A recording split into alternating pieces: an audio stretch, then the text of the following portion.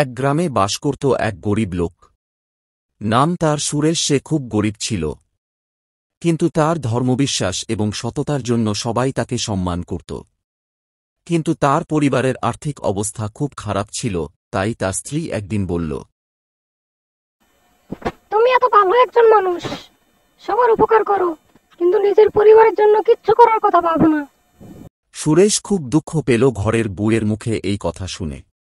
তো সে মনে মনে ঠিক করল সে কালকে থেকে কাজ করবে। পরদিন খুব সকাল সকাল সে বেরিয়ে পড়ল। হাঁটতে হাঁটতে সে অনেক দূরের এক ধনী জমিদার বাড়ির কাছে গিয়ে পৌঁছাল।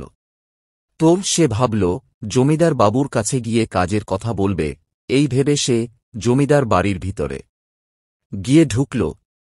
জমিদার বাবু সুরেশকে দেখে বললেন, বলুন আপনার কি প্রয়োজন? আমার পরিবার খুব কষ্টে আছে, যদি একটু সাহায্য করেন আমি চিরকাল কৃতজ্ঞ থাকব। এই কথা শুনে জমিদার বাবু সুরেশকে এক বাক্স সোনা উপহার দিলেন এবং বললেন,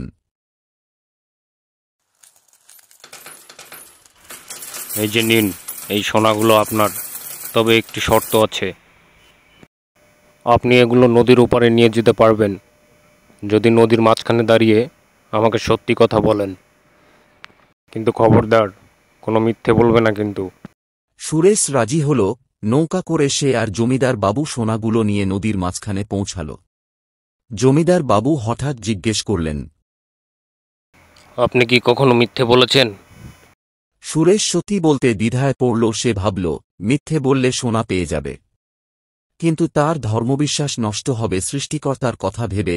অবশেষে সুরেশ সত্যি কথা বলল, আগে জি জমিদার বাবু, আমি জীবনে একবার মিথ্যে বলেছিলাম, কিন্তু তার জন্য আমি এখনো অনুশোচনায় ভুগছি। আপনার সততার জন্যই আমি এই সোনাগুলো আপনাকে দিচ্ছি।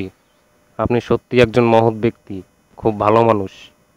সুরেশ সোনা নিয়ে ফিরে এসে তার বুকে অনেক সুখে রাখে এবং জীবনে আর কখনো মিথ্যে বলেনি। এখানে শিক্ষণীয় বিষয়টি হচ্ছে সততা ও সত্যবাদিতা জীবনের সবচেয়ে বড় গুণ। কঠিন পরিস্থিতিতেও সততা ধরে রাখলে তা মানুষকে সম্মানের পাশাপাশি সাফল্য এনে দেয়।